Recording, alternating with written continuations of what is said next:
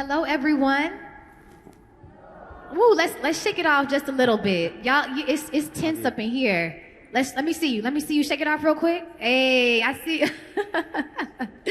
right, so my name is OnRaé Watkins. I'm actually here representing the Smithsonian Arts and Industries building. We have a new exhibition entitled Futures, and I'm so excited to talk about what it means to be able to sustain our environment, our climate, and our planet. Something that I do like to do is start out with a chant. So I want you all to repeat after me, okay? You ready for this? All right, I want you to say this. We rocks the party that rocks the party. We rock the party that rocks the party. Okay, don't look around. Like it's cool. You got the rhythm. Like we got it. Let's do it. Let's try it again, okay? Say we rocks the party that rocks the party. We rocks the party that rocks the party. Rocking the climate that we all dream. Rocking the climate that we all dream. Yeah, we rocks the party that rocks the party. We rocks the party that rocks the party. Yeah, rocking the climate that we all dream. Rocking the climate that we all dream. All right, clap it up. Y'all did such a great job. I am so proud of you. And you stayed in rhythm. Yes, so I'm going to be talking with some amazing panelists today. I'm ready to geek out and to dive into the work. What about y'all? Yes, excellent. So real quick, I just want to take a moment because we didn't get a chance to do this initially. If you all don't mind introducing yourselves. Sure. Can y'all hear me? How's everybody doing? Peace, love, and light. My name is Konshens, the MC. I am a hip-hop artist from Washington, D.C., also a cultural ambassador for the State Department and a land ambassador for the United Nations Convention to Combat Desertification Office. Happy to be here. Sari? My name is Sari Nordman, and I'm a Finnish interdisciplinary artist and based in New York City. My background is in dance, and I have started making visual arts, installation, and I'm also a teaching artist in New York City public schools. Clap it up, clap it up. Ben, what you got? Hi everyone, my name is Benjamin Petit. I'm the co-founder of Dysturb. I'm based in New York, the other co-founder in Paris, and we do a lot of installing wood pasting work in public spaces. Clap it up. Gideon? Hi, I'm Gideon Mendel. As you know, I'm a photographer and working more and more with video as well. I'm one of the 52 photographers within this amazing, beautiful, and important exhibition. Congratulations. Clap it up. So real quick, I want to just kind of take a moment to hear from each of you about the moment. I want to ground us in this.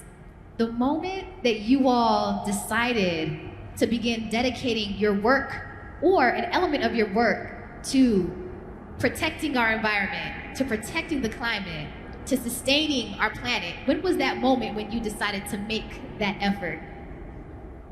For me, growing up in Washington, D.C., to be honest, the environment, the air is not, it didn't feel clean. It didn't, you know what I mean? And it didn't hit me until I went to Morocco a few years ago. And as soon as I got off the plane, the first thing I noticed was, I don't have to breathe as hard. And I noticed how even with the food was fresher, the water was cleaner, and people seem to really care about this place that we call home from a different perspective of just consuming, but actually consuming, but with the thought process of, if I consume this, how can I give this back in some form or fashion so that it regenerates and actually like gives energy back to this planet Earth, right? I'm feeling that. What about you, Sari? Well, coming from Finland, nature has always been important to me, and I've lived in New York City for a long time, and I was going through an identity crisis, and so I traveled to Greece, and I love history, and I went to many historical, ancient archaeological sites, and that's when I started thinking about the remains and seeing how the vitality in nature, how it kept growing through the ancient rocks, and then I was thinking New York City and the plastic waste and what we leave behind, the contemporary people, and I kind of just wanted to frame that experience. So real quick, I love that y'all are wanting to clap after each person. I don't mind y'all giving those affirmations. I love it. You can go ahead and clap it up. I don't mind it. Excellent points you're making. Go ahead, Ben. Want to answer? For me, it's kind of twofold because I'm a working photojournalist on top of running Dysturb. So as a photojournalist, I started to work on the stories around the climate. When I think one of the first one, I was in Dominican Republic documenting the displacement of climate refugees because of rising sea levels. So I was there to work for a development agency at first, and I kind of saw that while I was there, and then went back to work on that story. And then when Dysturb, we started pretty much when Dysturb was created in 2014, at the end of that year, to work with the Magnum Foundation to display photograph around climate change, around this initiative, Reframe Climate, that we started at the time in Paris for the COP21 to display all this work to try to motivate people and to activate people about this issue. And I want to dive into Dysturb and the amazing work that you all are doing. So thanks for giving us that preliminary. Let's hear from Gideon, though. Hi. Okay, so kind of winding things back a bit, I came of age as a photographer in South Africa in the 1980s, photographing the struggle against apartheid, with all the contradictions of being a white South African, documenting the really important struggle and the mobilization which led to the end of apartheid in the 90s. And I think that marked me deeply as a photographer and as an activist. And since then, I've kind of, I think, felt a strong compulsion to be documenting and working on the kind of most important social issues facing my generation. So for many years, I worked on issues around HIV and AIDS. And then in the early 2000s, I had children. And I tried to kind of do the exercise of imagining the world that they'd be living in when they were my age. So I began to research and think about the way they'd be living in in 2040 and 2050. And that led me to think more and more about climate change and the kind of, how it could really threaten the life of my children. And I think in the time that I've been working on it, it's become more and more about how will this actually threaten my life? The impacts of climate change just seem to be accelerating more and more. So I've kind of felt it's really, really, really important to use my skills, to use my abilities as best I can to work on the issue. So what you see over here in the exhibition is my project Drowning World, which is about flooding, and that's been, involved 19 trips to 13 different countries to photograph flooding. I think what you're going to see over here is my more recent work on fire. And for me, the kind of tensions between flood and fire are kind of really, really important. And I am so excited for y'all to be able to check this out. Yeah, I'm just waiting to see y'all, because I can't see your mouths. I'm waiting for your eyes to just kind of expand open real slowly as you're able to see Gideon's work when we show it a little later. Before we dive into you all's work, though, because like I mentioned, we're going to geek out with you today. We're going to dive deep into the work, the latest work that you all have. I do want to ask this question, though, about the power of art. The power of art. Why do you all think art is such a powerful tool in being able to communicate or even to push demands for social change? Why is it such a powerful tool? Art, I think, art and music are the two languages that you don't have to share the same dialect to understand. And so I think when you put that in an arena where you're talking about something that's universal that affects us all, it naturally ignites a person to become active, I think. Yeah. That was a tweetable moment. I don't know, y'all need to be using the hashtag. Is the hashtag colonized? We gotta be using something to put these gems out in the atmosphere. Sorry, what you got? Well, art provides different entry points, and as a teaching artist, that's what I think about how to convey to my students and help them dive into a piece of art. And in my personal life, seeing art pieces, artworks, at times that has changed my life and has helped me understand a new perspective that I had no idea. And even if I had read 1,000 words, I may have not understood what was going on, but then I saw that artwork and it was kind of like a new opening. Yeah. So let me just dive into this real quick. Community, right? I understand that, and someone else may have another opinion about this, but I believe that in order to get to the future that we all dream, or to be able to experience the environment, the climate that we all dream, it takes collective action, right? It doesn't just take one person, it takes us all of us who are in here today. So Benjamin, talk to me about how you go about incorporating community into your work. I mean, definitely there's different aspects to it. First, there's a community of photojournalists, because it's very a tight international community, and actually that's how Dysturb was initiated, and that's how it developed. It's really thanks to this neat community. So we select the work of different photographers, trying to have a wide diversity of stories, but also of the origin of the photographers. And then it's also about where do we show this work. So we choose to do it in the street, mostly, to have it accessible to as many people as possible. And we choose carefully where we want to do it, depending on the campaigns we do in each country, in each city. We try to be very mindful about who is our target audience, and to try to involve them in the process of either selecting the work or displaying the work, so that it's a real conversation from where the work has been done to where it's being shown. And we're going to dive into your latest project, your latest campaign. So let's dive into that even more. Gideon, did you have an answer that you wanted to offer? Well, I think it's an important question we all face, which is like, how can the work we make like have an impact on the world? You know, I mean, for me, the challenge is, you know, it's one thing to make a photograph. It's another thing to create a tool of visual activism, which can, you know, can work. And I mean, for me personally, I think engagement with organizations, you know, I've done work with Greenpeace, and, you know, I've perhaps been most excited by my engagement with Extinction Rebellion in the UK, where my images, I mean, it's to some extent, when I've done that, I've lost control of the images, you know, which is often quite scary for a photographer.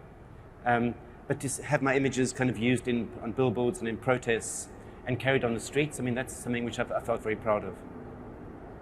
And so I think that if y'all are ready, and let me see your hands if you're ready to dive into some of their work. Yes?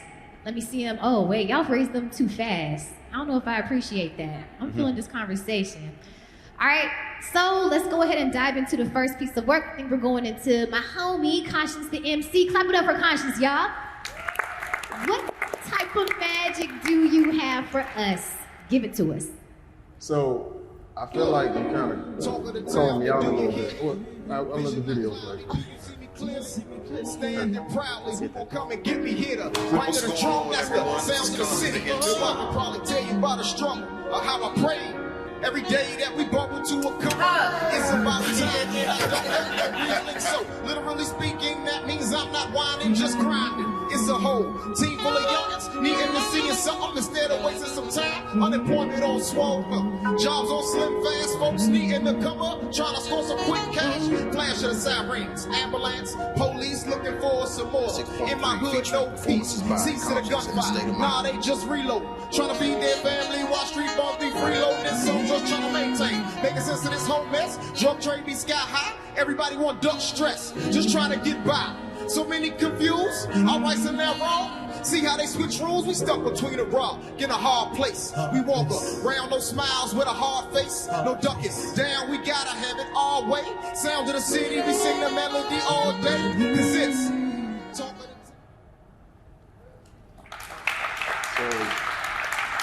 What did we just witness? Because, y'all, let me tell you something. When I first met Konshens, which was really like an hour ago, I'm like, wait a second. You do so much. And there's so much identity to you. All of the elements that you're able to offer this world. Congratulations, first off. You are magical. But talk to us about what we just witnessed. It was just a montage video of everything that I do with regards to creative writing workshops, specifically for youth with disabilities. I work with a lot of youth with IEPs, mental, behavioral, and physical disabilities, to create spoken word, original spoken word pieces, original songs. And so this was a glimpse of that. Also, some of the work that I do, I have a classical hip hop group called Classically Dope, in some of those performances. But I felt like you called me out when we were sitting down, right? And you were like, so you're just gonna let them hear a song?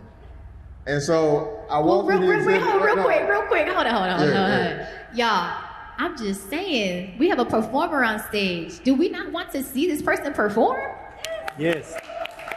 So, and I was feeling the way, right? So as we sitting there talking, I was like, okay, I walked through the exhibit and I came up with something really quick. And so I'll recite it for y'all, if that's okay. All right. For many different landscapes, we commune and handshake and share smiles, not knowing each other's conditions in which each of us are living.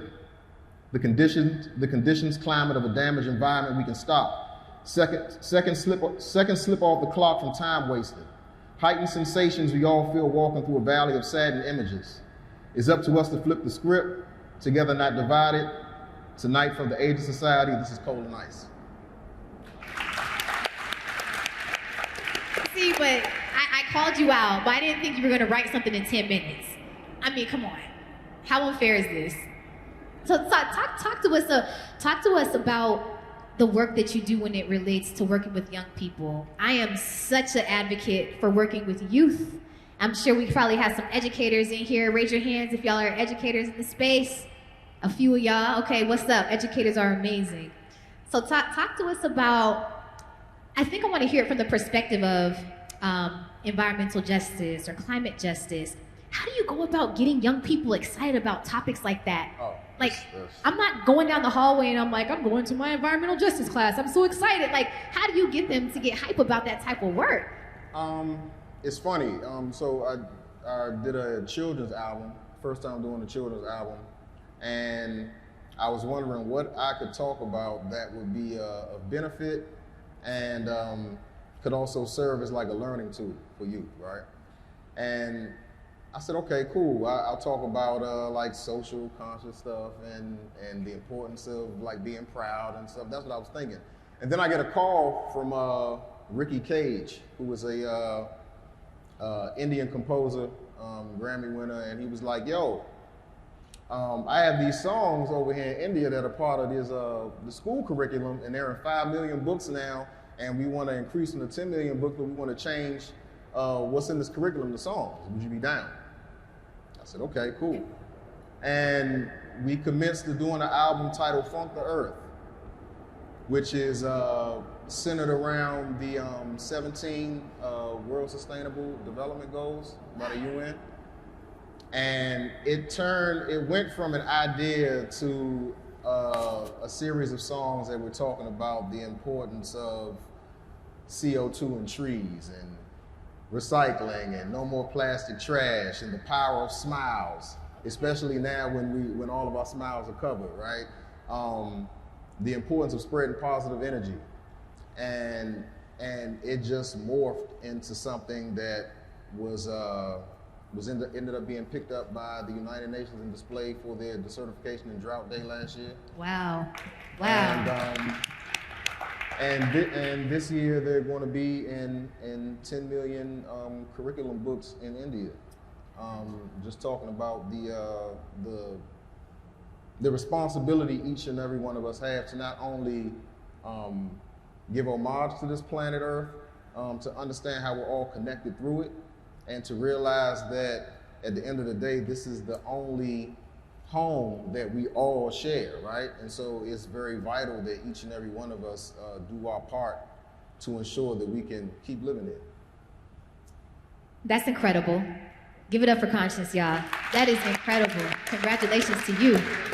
I have kind of a personal question about this, because we're diving into all of y'all's work.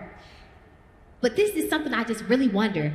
how do you go about, like when you create the music, especially with these young people, you know, sometimes if you're talking about social issues, it can sometimes come across as a little corny. Right. So how do you get them to take it in and really be able to create something that, I mean, that they wouldn't say is whack? Because you know how kids are, like, oh, that's whack. Like, how are we gonna rap about this or sing about this particular issue? Especially as we talk about climate justice, without them being like, I mean, it's kind of corny. I don't know how to make this cool. Like, how do you make it cool? You know, what's funny is that I find that a lot of youth that you would think feel certain ways about certain topics is only because of the peers that are around them, right? And a lot of times you put youth in a room and you give them an opportunity to speak about what they want to speak about, it's usually like things of concern and importance. And so I just asked, because I have a couple of youth from Duke Ellington that are on the album. For the Duke Ellington, a school out in DCPS, amazing school. And they sung on the CO2 song. So I just asked her, if you were to do a song about trees, right? About trees talking to people, about how they need our CO2 and they're so excited to give us oxygen in return. Like, how would you talk about it to a point where your friends would want to hear it? Like, I have to take my old self away from it, right? And I have to like, yo, how can I make this sound cool?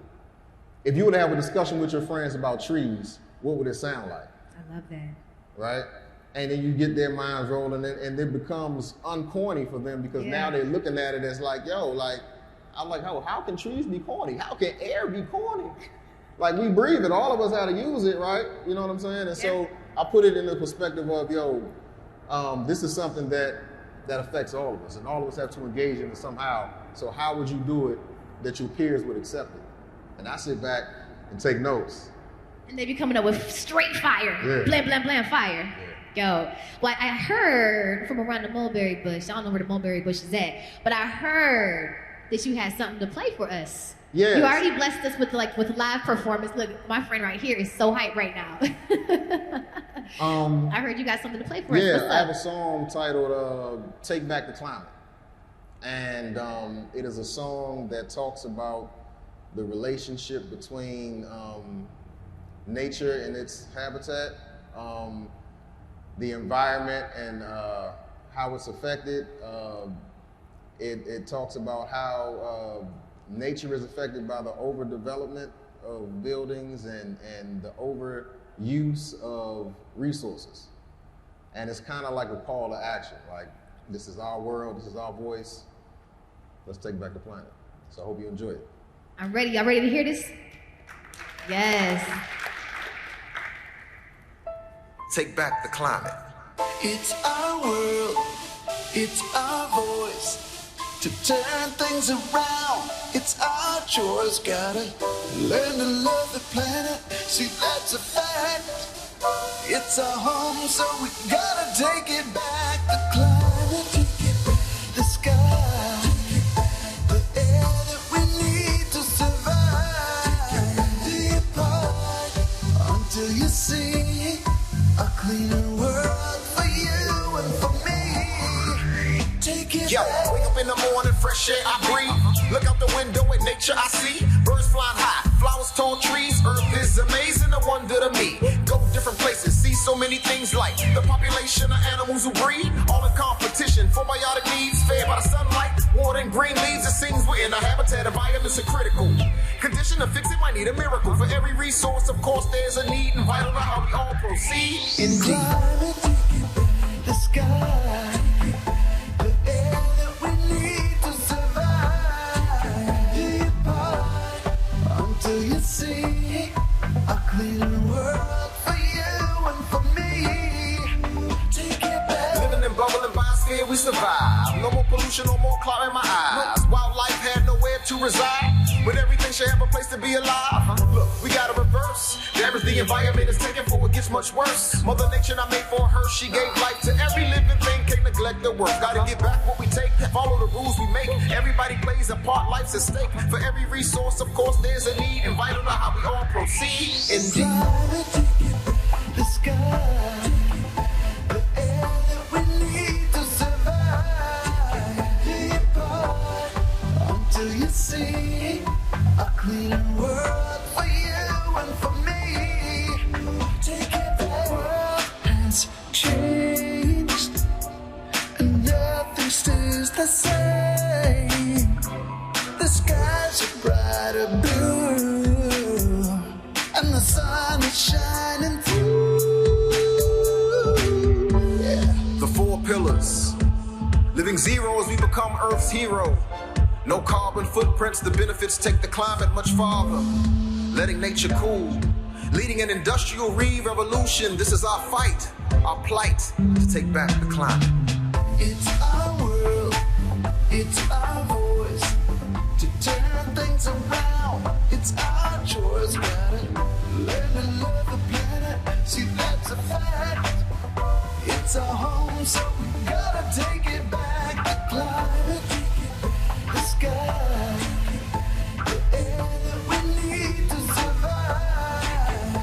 Depart until you see a cleaner world for you and for me. Take back the climate. Take it back.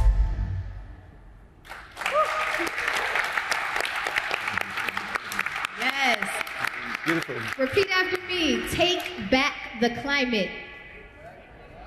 All right, come on, yeah. Take back the climate. Take back the climate. Yes.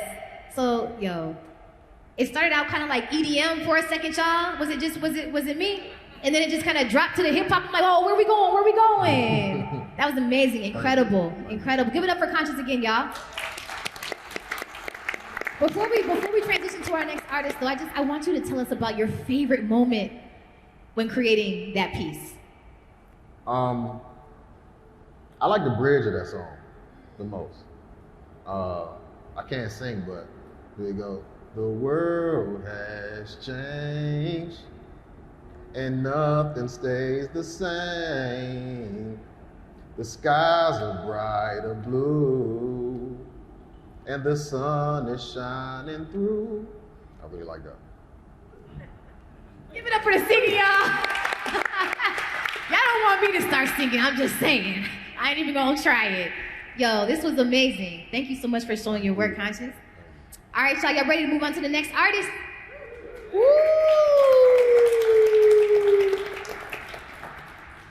All right, so I think we actually may have Benjamin up next. Oh, sorry. Sari. Sari, give it up for Sari, y'all. Sari, look. I am so hyped to dive into this video. I'm not even gonna say anything. I went and I watched it and I was like, ooh, I got so many questions. But I want you to intro this video that we're getting ready to watch and talk about the piece that you're getting ready to showcase. So it's a longer video, and this is an excerpt, 2-minute excerpt of building a tower to frame plastic waste. My installation is tower, which reflects on climate change and also the biblical story of Tower of Babel, story of greed and value of cultural differences. And in the process, I also filmed myself making the tower, and the video is the first prototype of tower, and then that's where it began. Dance, installation, film, multimedia. I'm so hyped for this, and I want to tell you that I think you are just such an incredible artist. I love when, first off, I just think it's dope that all of y'all, focus on so many different mediums, but when you're able to bring that together to create a moment, it's certainly incredible. So let's go ahead and dive into this video showcase.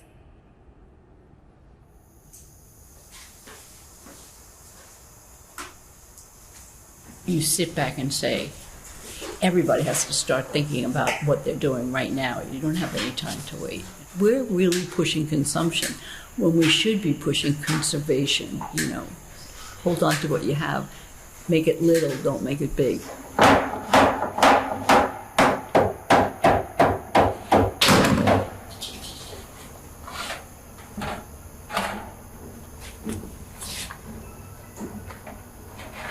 Buenas tardes, mi nombre es Sari Nordman. Yo nací en Honduras de padres carmeneros y cultura garífuna. Resido en el estado de Connecticut hace 32 años. Recién trasladado a la ciudad de Nueva York y me han invitado a este proyecto medioambiental sobre el calentamiento global. Mis observaciones en el estado de Connecticut tenía mi jardín, sembramos, cosechamos.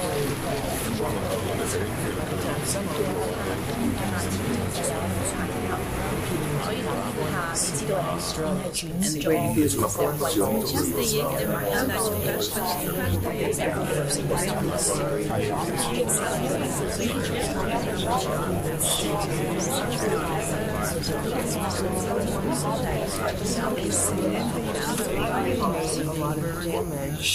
Muchas gracias.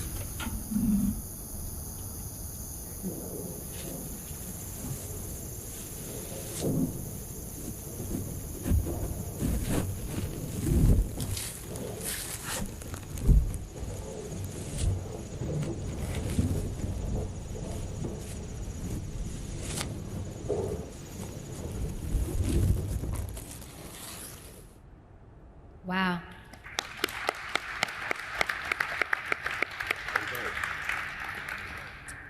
I don't know if y'all could feel when the wind was blowing. I could almost like feel it, like the vibrations of it. Yeah.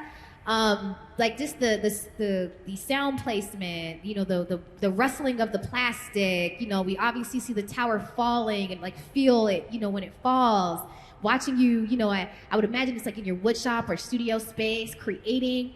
And then you see these montage of interviews that are taking place. And I had to write this down because one of the first people that speak, they make this statement and they say we push for consumption when we should be pushing for conservation. What does that mean? Well, this is also what I think about the story of Tower of Babel. That there's this greed, and I think it's like we are pushing consumerism, and we are pushing for greater GDP, and that means we need more people, we need bigger cities, and it's sort of like it's this compound effect, and it's a cycle, and it's like a cycle of greed and exploitation. So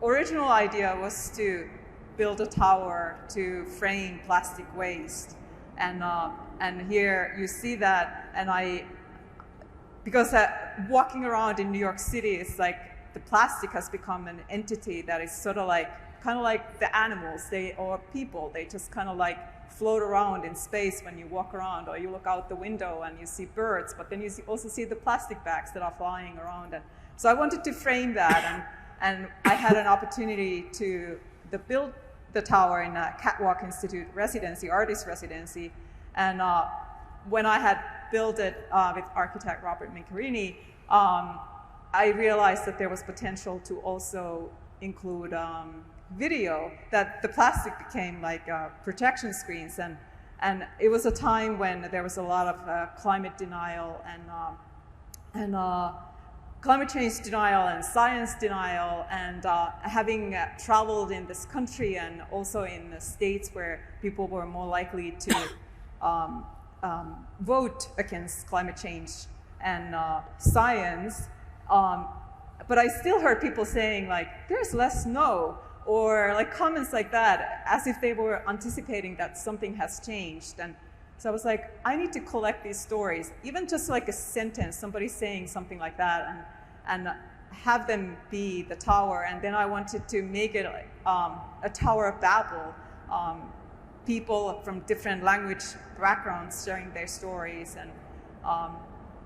And to date, I have close to 60 interviews, and people speaking in 35 different languages, and then they are transcribed on a website with also links to scientific evidence of climate change.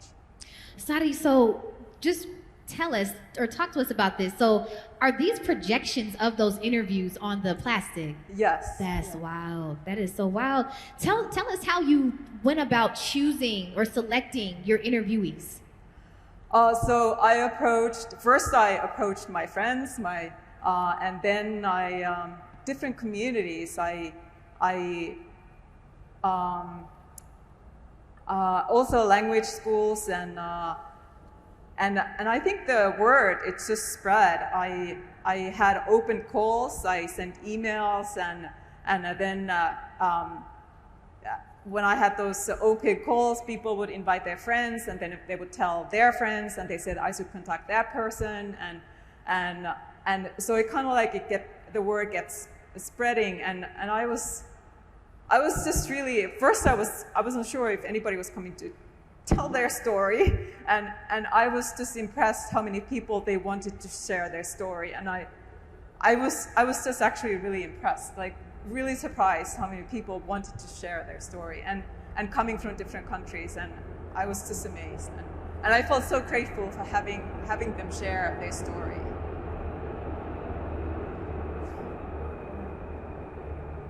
Okay, repeat that last piece.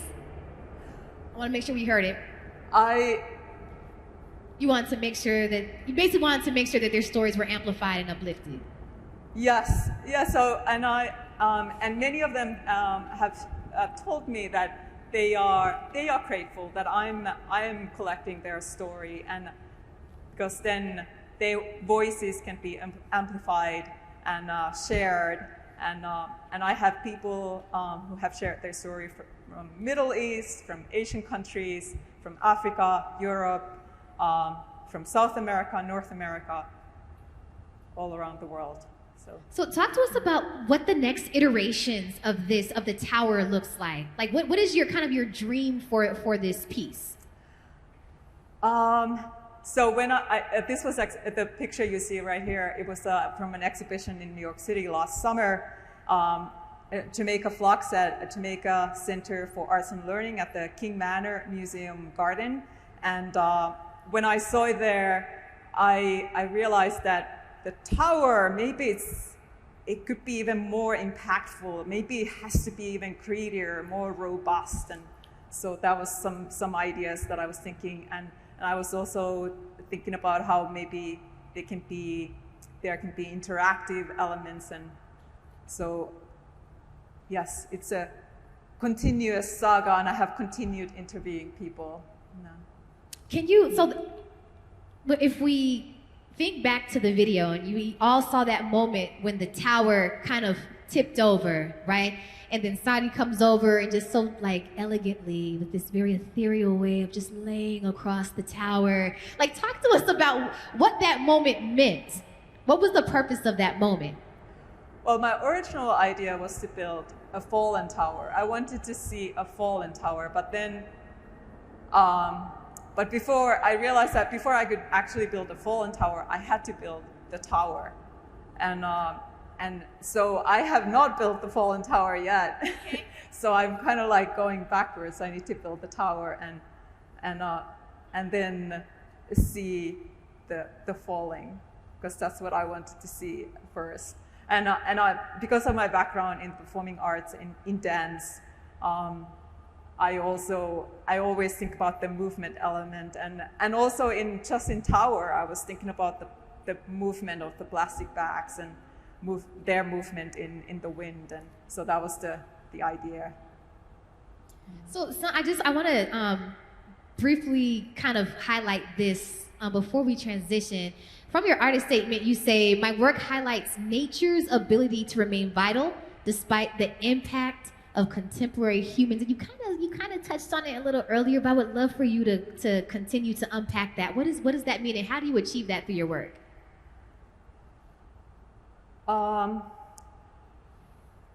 Well, like when I was traveling in Greece, and I was thinking about my place in the universe, on planet Earth, and then seeing that seeing all that history around like those ancient sites, and kind of like seeing myself in this timeline, and things kind of seemed to, like, it helped me see myself in a new place, and then also seeing how the nature was growing, and it was vital, and it was beautiful, and I kind of wanted to share that vitality, that importance of that vitality and importance of nature and the beauty, and then my worry that what we are going to leave behind is not going to look as pretty or beautiful, peaceful maybe for the next generation. So that's kind of what I wanted to try to frame in Tower, and hearing those stories from people from around the world. And finally, you talk about healing nature to ultimately heal ourselves, and I would imagine to protect the planet. How do we go about doing that? How do we go about healing nature to heal ourselves? What do you mean by that? Well, I've had interviews, and I myself also feel this. I relate to many of my interviewees have talked about mental health, how nature is a sort of a balancing force, and many interviewees, they also share some wisdom. They want to share some resources or things that we can consider to protect the environment. And one thing is that they say is that go to nature and find your relationship, your connection with nature, because sometimes we are so removed that we don't even realize what nature is. And I think that's important, that we need to try to connect with nature and understand what it is. Can we all make a commitment today? Maybe sometime Thursday, Friday, Saturday, Sunday, sometime later on this week, to commit ourselves to connecting with nature at some point. Can we all make that commitment?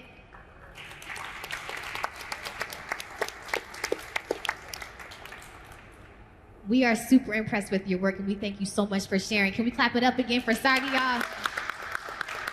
Incredible. All right. Ooh, Ben. Yeah, let's clap it up for Ben, y'all. Let's dive into Dysturb, which you had a chance to kind of tease us a little bit earlier. So I believe we're diving into a few photos. I mean, we have so much. Oh my goodness. Come on. This is too dynamic. What are we doing here? So talk to us about Dysturb, this organization that you have, and the campaign that you all are currently running throughout the world. So yeah, Dysturb was created by a group of photojournalists like myself. The other co-founder, Pierre is based in Paris. So after years and years covering all kinds of humanitarian crises or conflicts or other great issues of our world, we decided to place our own photograph in the public space, because we were a bit disheartened by how the fast pace of the news cycle and also the growing distrust toward the media. So we were looking for a way to reconnect with the audience and show our work differently. So at first, we started to put our own photograph, print it large on a black and white paper, and paste it around the street. And pretty quickly, it was super well received. So instead of posting up only our work, we opened it to all our colleagues, photojournalists, documentary photographers, and started to be invited by a lot of photo festivals around the world to do that. And then in 2015, Magnum Foundation approached us and asked us to collaborate on this project that we're showing here in the streets of DC, Reframe Climate. So after years showing international news and all kinds of social issues, we started to design this activation focused on climate change. So selecting the work of a lot of photographers, actually including Gideon's, and showing it, the first time was in Paris during the COP21 in 2015. I think we showed then 25 photographers this way, like large photograph, usually 8 by 12 feet in the street of Paris, sometimes with permission, sometimes not. And the goal was to initiate conversation, to challenge stereotypes, and to have the work very accessible to everyone. The particular thing also with Reframe Climate is that we decided to include, to add an interactive component and to have like audio recordings of the photographers telling you more about their stories. So in DC, you can scan a QR code and you hear the photographer tell you the story. In other cities, because we did it in Paris, we did it in Charlottesville, Virginia, and in the Bay Area, it would be sometimes you text a code to a phone number and you would receive a call directly with this pre-recording. So yeah, we've been doing that since pretty much 2014, 15. So can you talk with us about, I know you had just mentioned earlier that people have been receiving these this activation very well. And I saw a photo earlier, I wish we could go back to it, but it was, someone was installing. I would imagine your team was installing, and you had this group of people that were kind of just sitting there and watching the installation. Can you talk to us a little bit about what you've seen? Like when people are walking by, like what is their reaction to the pieces when they see this just kind of walking down the street? Yeah, for us it was very special because as freelance photojournalist or from agency, you're not necessarily connected with the receiver of this work. You work often for media and for collaborating with editors. And doing that was a way for us when we started to really connect with the public. And while we are installing, we have passerbys like asking what we are doing and like that we are able to really create that connection and that human connection in real life and not only through screens. And so yeah, for us it was really a way to connect our work to the public. Can you talk a little bit more about how you go about selecting the artists that you feature, throughout this campaign? So we work a lot like a publication. We are not representing certain photographers. We are open to work with anyone pretty much. So there's different ways. Collaborating with the Magnum Foundation, obviously they have a vast network of emerging photographers that are helping. And for Reframe Climate, we have a mix of renowned photographers from big agency, Magnum, Noor, and so on, and freelancers, emerging photographers. We meet sometimes talents through portfolio reviews or stuff like that. So it's really trying to, our goal is more how from one theme, we can find different ways to represent it, have different voices, and also depict different parts of the world to have a better global picture of this issue. And how do you go about measuring the impact of this campaign, this Reframe Climate campaign? So we get that asked pretty often, and it's really mixed. Obviously, it's hard because we can't like count how many people are passing in front of each poster. Although sometimes we can have access to that kind of measurements, but it's pretty rare. So we have either some quantity measurements by having like how many people flash the QR code, for example, or because we put that in the street, but then we also do our campaign digitally on social media and our partners share that. So we have all those KPI from social media. But then we have also a lot of like more quality measurements. Like obviously to interact with such a large piece in the public space is something very different than scrolling an image on Instagram or something like that. It's kind of way more impactful. So depending on campaigns, at times we do, we have questionnaires, prompts that we ask the people online and also in the street to kind of get their reaction. And we've been super surprised at times by how people reacted. I remember once in Toronto, in Canada, we did a campaign actually on climate change as well. And one poster got teared down a little bit, and we came back the next day and someone had sewn it back, the poster, with some red thread. We were like amazed by someone who had done that. And so we had all kind of reaction to our work. Wait, so you're telling me that someone had taken one of the installations down?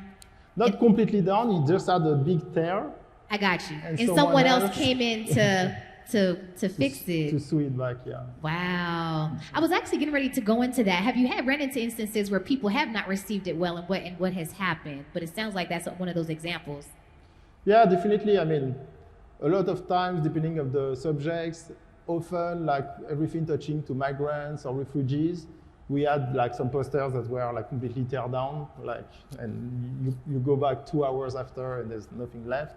But at times, was kind of more interesting. I remember one time in Australia, we were doing this whole campaign around women's rights, and there were some pictures, like we never put like offensive or hardcore images because obviously it's in the public space and we want everyone to be able to see it, but still the theme it was touching on kind of touched someone hardly, and she contacted us saying, oh, seeing this picture and the story around it remind me of some abuse I had.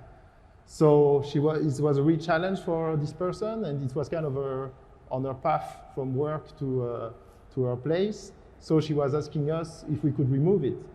And we started to talk with her, and we were like, listen, if it's like something that challenging for you, sure, we will remove it. But before doing that, we tried to explain her what we were doing, why we were doing it.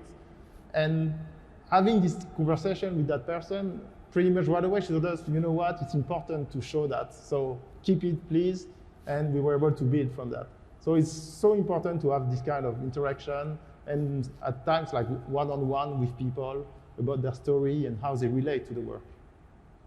What is your kind of your dream project or your dream vision, maybe in the next 30 years? Where do you hope to see Dysturb and the work that you all are doing with this Reframe Climate campaign?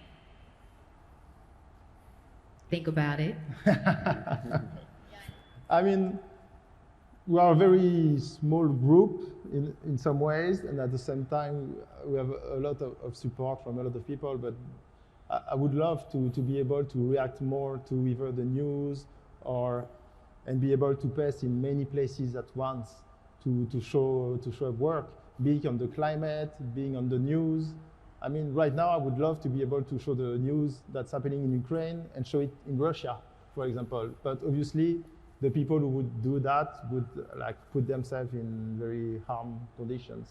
So we don't have this capacity yet, but hopefully, and with climate the same way, I would love for us to be able to really showcase it and display it in really the places where it matters, be it either with people who like pass the laws, or to find other ways to really touch the right people to have an impact and to make changes. Here on those last picture, we actually see what we've been doing in DC these last days. I was actually getting ready to ask, but as we transition, where can we find your pieces, or excuse me, the campaign? Where can we find that reflected throughout the city if we wanted to go out and check it out? I think on the Colonize website, if you look for Reframe Climate, you can find a map with all the location where we did those pest ups. It's not far from here. It's pretty much like 15 minutes walking in the Georgetown neighborhood. And they're all pretty close by. There's 8 photographs in total around M Street and Wisconsin Avenue mostly, where we did where we placed those photographs, and we paired them with facts and statistics that were sourced from the Yale School of Forensic and Environmental Studies, so that you would have like personal stories through the photograph and the captions provided by the photographers, and also some global context with those facts and statistics. And it's interesting with I think the image beforehand actually reflected Gideon's work. I don't know if you caught it, but you were definitely reflected in there. I think that's a great segue. Benjamin, thank you so much. This was excellent. It's a great, congratulations on this. And I can't wait to see what happens and how you all continue to evolve over the next several years. We're gonna transition to Gideon. Give it up for Gideon, y'all. I don't know if y'all have been to Gideon's website, but I have. And one of the first images that you see is actually the images that are reflected over here in the corner in the, is it Drowning World? Yeah, that's Drowning World. Oh my gosh, it is so striking, and it just, when you take a look at it, I already know exactly what you are trying to get across. It is just, oh my God. And then this, Burning World, correct? Yes, so, I mean, this work isn't part of this exhibition, but it's my newest work. And it's, I suppose, in conversation with Drowning World, it's exploring the impacts of fire around the world. I mean, it's trying to tell a global story. And, you know, it's involved trips. You know, I've worked in California twice, Australia, Greece, and Canada. So it's, I mean, whereas in Drowning World, that's much more time in 13 different countries. This is fewer, but it's very different photographing fire and flood. You know, they're very different kinds of contexts. But yeah, so this is just a selection of 20 pictures from Burning World, and it's a combination of portraiture and kind of landscape work. Something that I know that I've seen you, you know, just in your artist statements is that, particularly for this series, you decided not to capture the actual flames, but the aftermath. Why did you decide to do that? A couple of reasons. One is cowardice. You know, but also a feeling that there are lots of people doing that kind of work really well. You know, there are other people who, you know, kind of are chasing the flames, and it's an important job, and often the flames are very dramatic and very kind of visual. But I felt I wanted to take on the challenge and kind of show the traces, both the traces in the landscape, but the traces in kind of people's psychology, and the impacts on people's lives. And so I'm kind of like the slowest news photographer ever. You know, that I sort of get to the scene maybe 6 to 12 weeks after the event, and that's maybe a moment when actually people have had some time to process what's happened, so it's kind of feasible for them to actually kind of be confronted by the camera. So can you talk a bit about that? So who I'm looking at right here, this was where they lived or dwelled? Okay, so this is the town of Greenville in Northern California, which was 80% destroyed by the fire. This building was the hotel in the center of the town, and she was one of the workers who was working in the hotel. So she lost her place she lived, she lost her livelihood. And yeah, there were still steps going up the back, so she was able to kind of get to this position. I mean, for me, it's a very graphic telling of that tale. Gideon, what happens when you actually go to these people and ask them, hey, can I capture this moment? I mean, because I would imagine that so much trauma that they experience. Like, how receptive are they when you make this request? I mean, it varies. I mean, and kind of from community to community, it's kind of different. And I think sometimes people obviously feel suspicious and feel, you know, am I taking advantage or kind of exploiting this situation? But I think what often happens in communities is that, I mean, for me, the portrait needs to be kind of a very deep engagement. And I think what I offer is a kind of deep, I suppose, a deep witnessing. And I've come to see that people might be a bit uncertain, but they come to really kind of appreciate that. And it's not a quick process. You know, for me, there's a lot of conversation. You know, I don't just arrive there. I want to stop you real quick. Can you talk about that? Like, when you approach these people, like, what does that conversation entail? I would imagine a great deal of sympathy, empathy. Of course, and I guess there's a lot of, I suppose what you call emotional labor in the process. And for me, particularly when I don't have the language to communicate, my assistant, the kind of person I work with, is really crucial. You know, I need to be working with someone who has huge empathy and is able to connect and support. And also, particularly often when I'm engaged with trying to make the frame and the composition, you know, who can also kind of maintain that connection. And I mean, I don't know if you've probably seen my kind of Drowning World portraits on the other side. And the kind of process with working in a flood and working in a fire is very different. Just kind of graphically, in a flood, you've got the flat plane of water. So actually, to compose the image is really easy. the challenge is just to be there. The challenge there is to kind of be there with the people and have them there in the right moment. But actually, the composition makes itself because a flood is such a kind of graphic and visual situation. In a fire, it's very different because it's a hugely chaotic environment. And it's very hard to make the kind of composition and the frame work.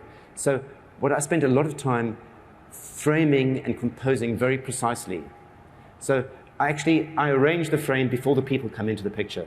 So the camera is set up on a tripod. So I don't have to, because it usually takes me about 45 minutes to figure out what the frame is going to be.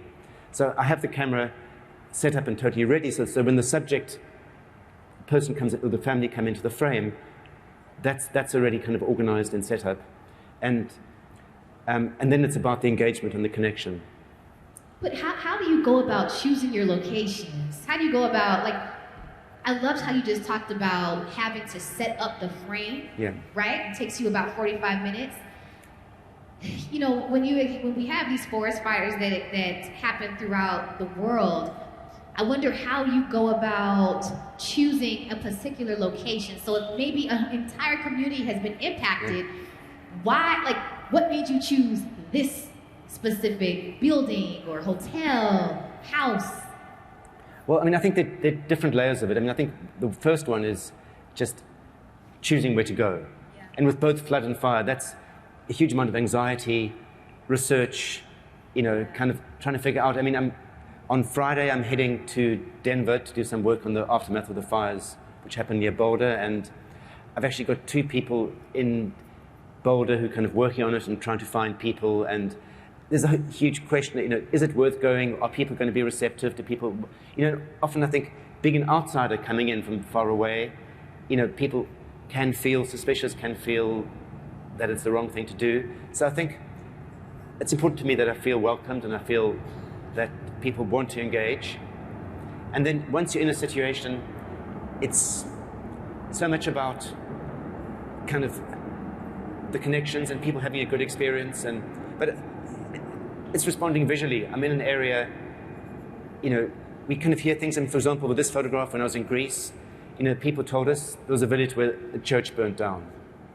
You know, so we kind of made contact with the village. Andriana Theokari, who was my assistant, she, you know, got in touch with the mayor.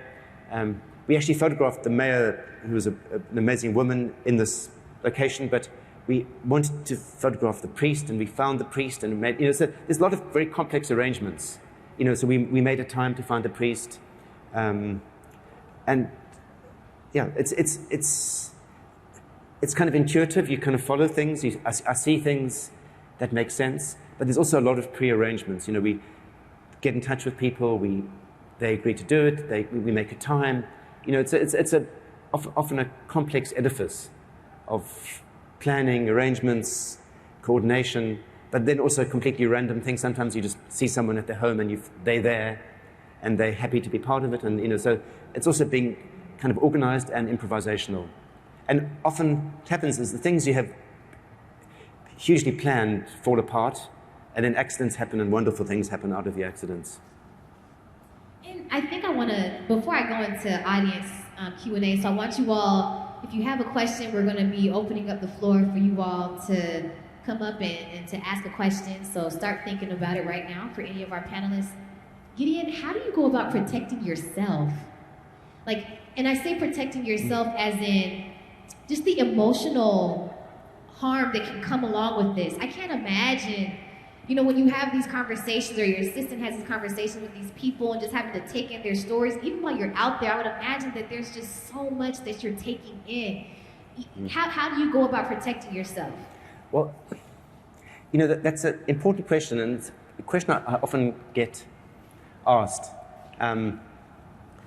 It's how do I deal with this psychologically? You know, why do I feel compelled to put myself close to such kind of, to other people's pain, other people's trauma? You know, why do I do that? And they're something I've always struggled to answer. And I've got two things. But firstly, my partner, Sarah, who's a nurse, when I was asking her about this and why I find it so hard to kind of answer, I mean, she said, it's really, really simple and really easy. She said, you're just the kind of fucked up person who finds it really difficult to engage with your family and the people and your friends and the people you're close to, but finds it really easy to connect strongly with strangers in distress. So that's thanks to Sarah. But something else I've kind of come to understand and just view recently is just the connections with my own family history, in that my parents were both refugees from Nazi Germany, and who had a huge amount of trauma in their lives. My father lost his real father in the First World War, and then lost his mother in the Holocaust. And although my mother lost a lot of family as well, and they both had very difficult escapes from Germany. So I've just recently, found a lot of documents and learned about their trauma. Although this was never spoken about, never dealt, they did their best to avoid it. But I think I'm just starting to kind of see the connections between my drive to, and my ability to articulate other people's trauma with the kind of history of kind of trauma in my own family. This work is incredible, and I hope that y'all have a chance to check out Drowning World. I wish we could dive into that. I have so many questions about that work. It is amazing. And I want to just thank you all so much for sharing your stories. I want to give an opportunity for our audience to be able to ask questions. And I want to make sure that we affirm you, because it takes courage to step in front of an audience and to ask questions. And so I want to invite you all, I'm going to give you all a few seconds, maybe a minute, to be able to sit and think about a question you may want to ask. But I do want to invite you all up to join us. If anyone wants to step up and ask. Yes, clap it up for our friend here. Come on up. Yep, it looks like it, yep. Please, well, first, before you tell us who you are, tell us why you came, and then please pose your question, because we want to hear from you. You're a part of this community. Sure, yeah, my name is... and make sure you speak directly into the mic, because you have your mask on. We want to be able to hear you, okay? Sure. Hi, my name is Phil. I came because I was interested in the exhibit, and I found the panel discussion aspect of it interesting. I had sort of two related questions. When you guys are sort of capturing some of this trauma that people are experiencing, I'm curious, how do you make your editorial decisions? Like, what is appropriate to show? What is not appropriate to show? Where do you draw that line? I'm curious to sort of what kind of conversations you all have in your, with your teams. And the other sort of question was around sort of the public sort of numbing to images like these. There are so many, like, I guess, like the media landscape is so flooded with so many different pictures of tragic scenes, from climate change events to the war that was mentioned. I was really curious to sort of, how do you guys as artists sort of deal with that sort of aspect of sort of that numbing that might happen when you see so many of these images? So just sort of those two questions, sort of the editorial discussions, and how do you sort of think about that numbing? How do you capture and retain people's attention? Thank you. So no, these are really great questions. Give it up for our friend that just stepped up to the microphone. So I think it's the editorial piece that feels like it's leaning towards Gideon and Ben. If y'all don't mind offering, and obviously Sari and Konshens, please offer if you have anything, but I would love to hear from y'all about that. So about editorial choices, I know that as a photojournalist, I tend to photograph like a lot in a way, and it's more in the editorial part of the job that we choose like what makes sense, also given the context, what can we show, what cannot, and how to build a global picture. So for this Reframe Climate initiative, it was really a collaboration with the team at Magnum Foundation that we built a big group of images from a lot of places, hundreds and hundreds of pictures that we went through. and try to see how to, not have too many repetition and how not to have anything too graphic as well, to recreate a narrative through the whole work and the flow. And that's really our approach also on how we present that to the street.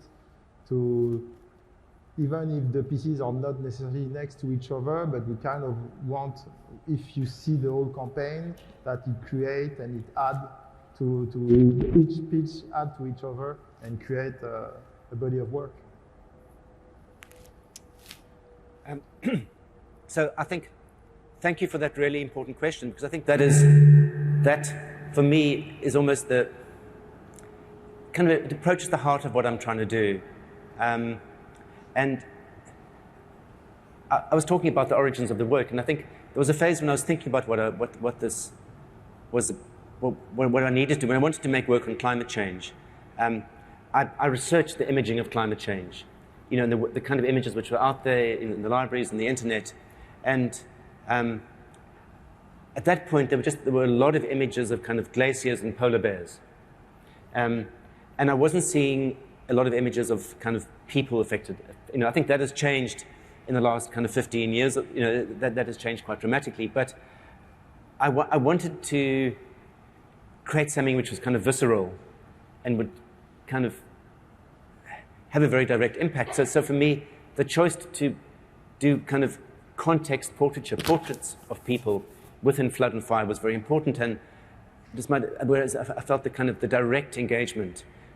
All the images with people have people looking directly at the camera. They're not doing anything. They're not trying to save their stuff. They're not trying to clear up their homes. They're looking directly at the viewer. And I think there've been questions about what is the nature of the gaze. Is it an accusing gaze? Is it an imploring gaze? Is it the gaze of a victim? Is it the gaze of someone who is trying to, deal with what's happened? And I think there are a lot of question marks around that. And for me, there's the consistency of that gaze is kind of important. But I think still it is like, how do you break through the plethora of so many images? How do you get your images to make some kind of impact? That is the hard thing. And I don't know, how we do it. I mean, I spent an hour this afternoon watching the people walk past my photograph that you've kind of posted, and it's a very striking picture. And in that time, in an hour, 2 people stopped and looked and read. And I think for the public, there's so many things are there trying to get your attention. So how and that is the puzzle to save, to get to. How do you get people's attention? I mean, in my choices, I think it was important for me, particularly in terms of climate change, that this was not, only something which was far away, sort of, and it was emphasized when I was photographing the floods in Germany last year. So many people said, this doesn't happen in Germany, this happens in Bangladesh and Africa. So telling a global story that is not the other. Climate change doesn't just happen to black and brown people on the other side of the world. It threatens us all. There's a shared vulnerability. And I think that's an important thing to try and get across. And the challenge is how we do it, and I think we all are struggling to find the energies and the ways and the kind of keys to do that in different ways. And I was going to say, I love everything that all of you kind of did. Very briefly, I had the experience just sitting on this side when I was listening to your song. I saw those 3 screens were going on behind your song, and it was completely unintentional, but I just thought there was something so powerful about hearing those words and experiencing the song with those images of climate destruction going on behind them. I mean, it really came together. It's like it could have been planned. And I thought that Tower of Babel with the kind of plethora of voices, for me, just kind of epitomized. I don't know if it was intentional, but they just sort of somehow for me epitomized the kind of challenge we face in kind of getting the world to act together. And at a moment when climate action is demands a unified global response, everyone is just talking in different directions, and that's the tragedy we see at the moment. And and just Ben, it's amazing to be part of the show and be part of what you're kind of creating out in the streets. It's a huge privilege, and just to kind of be part of it and to witness it, and it's really a special experience. So thanks to all.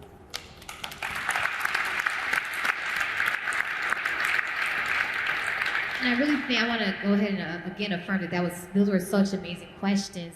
And I want to see if anyone else has another. Oh, my apologies. Thank you. Thank you all. It's a very important topic. I'm an amateur photographer, and I've traveled not a great deal of the world, but I've had the experience of going to third world countries, and it's sometimes quite upsetting to see trash in the streets, plastic, human waste in the rivers, and just wondering what we can do. And I'm almost concerned that sometimes I will actually filter my photographs so I'm not taking these types of pictures, but sometimes you really can't get around it, and it's important to see it. But how do you even comment? Last 2 years ago, we were in Vietnam.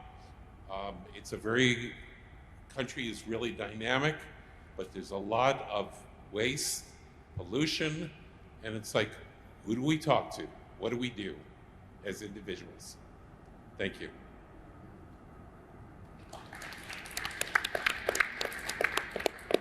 Anyone can answer.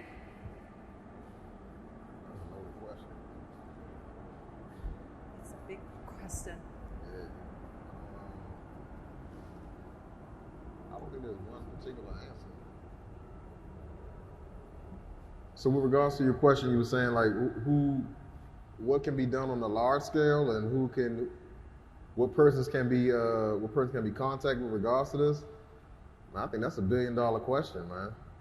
You had the answer for that, you'd be well off, like immediately. I think, well, just from my perspective, I believe that first and foremost, it has to be a personal obligation for each individual to take responsibility to start that chain reaction, right? Other than that, I mean, from just me speaking, I think that's a conversation that needs to be taken to like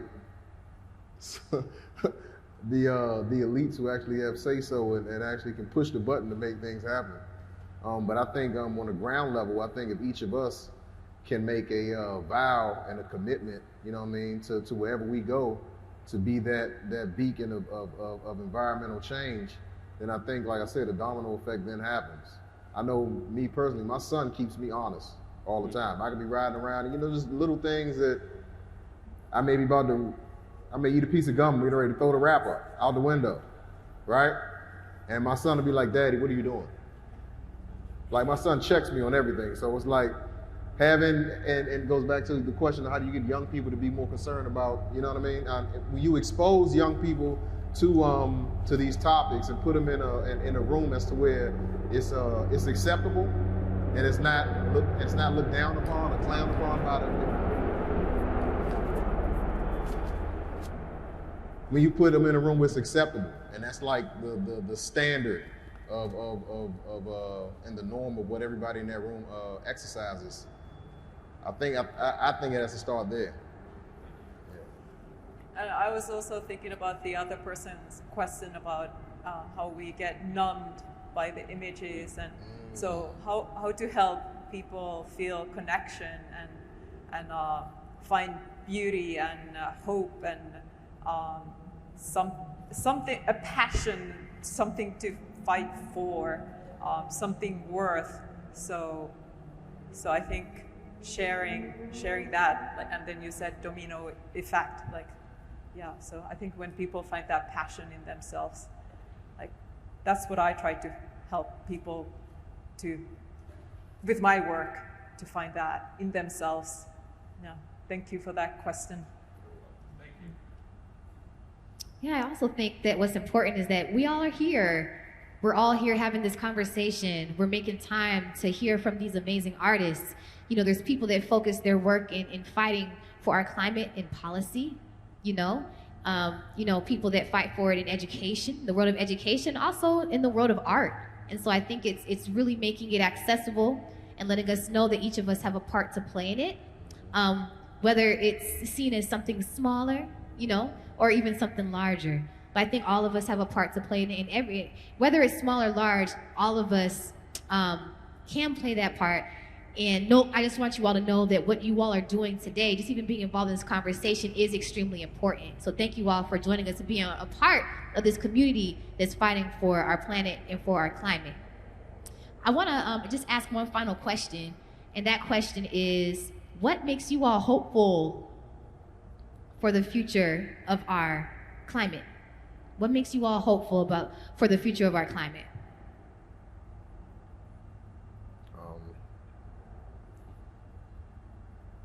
I would say the youth that I'm around.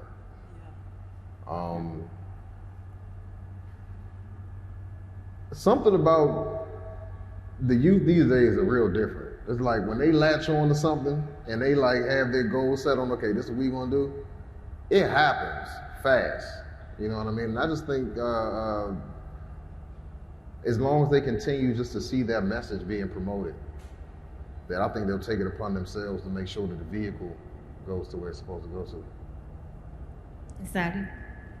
I second with you. I'm really excited to see how youth is taking on fighting for their future, and education is very important. Many of my interviewees, they have mentioned how in their countries things have changed upon educating people, trash removal or something else. So education is like a weapon that we can use. What about your work makes you hopeful for the future of our climate? I guess to see all the initiatives that, all the projects, all the stories.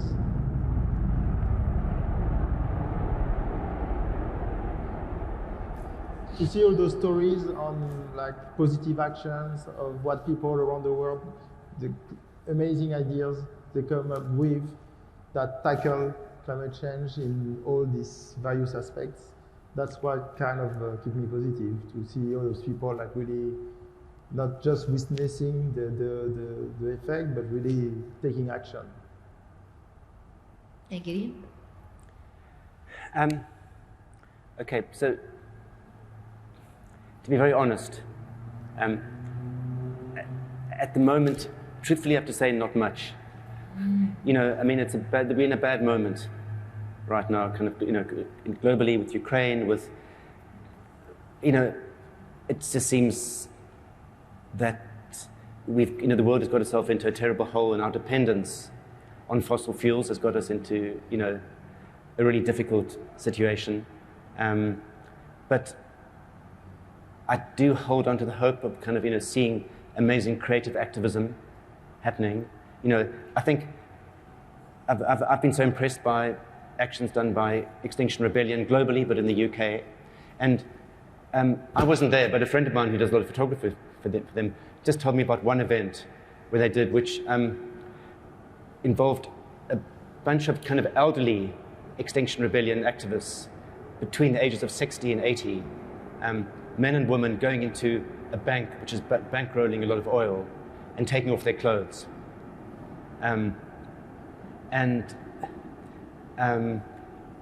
The bank, the security, they just didn't know how to respond. And it was, I just thought, an immensely creative and funny kind of response. And just that kind of off the wall, out of the rule book kind of action, is the kind of thing we need to see more and more. And that's the kind of thing which gives me hope.